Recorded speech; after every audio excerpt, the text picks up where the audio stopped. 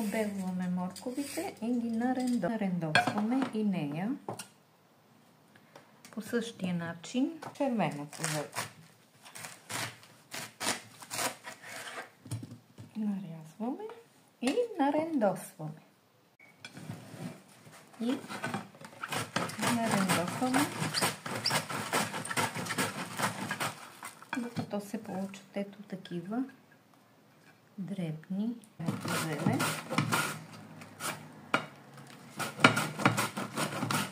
Нарендосваме и краставицата на ето такива парченца.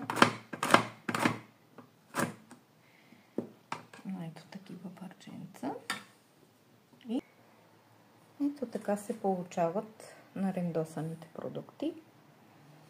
И сглобяваме в една голяма чиния. Слагаме от едната страна червено зеле, слагаме морков нарендосан,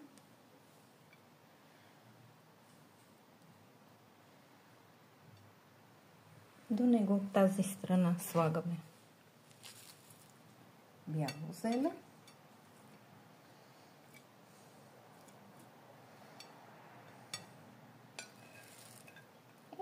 същото се повтаря и от другата страна. Страни слагаме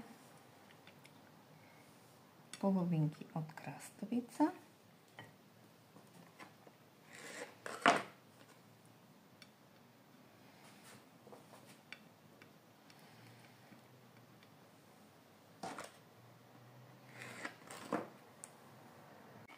Ето така. Салатата от всякъде е заобиколена с краставички. Декорираме в средата. Слагаме едно чери доматче.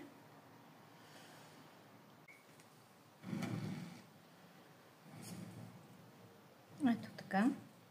На красиво салата получаваме. Поливаме с дресинг от зехтин, сол, ябълков оцет и малко лимон.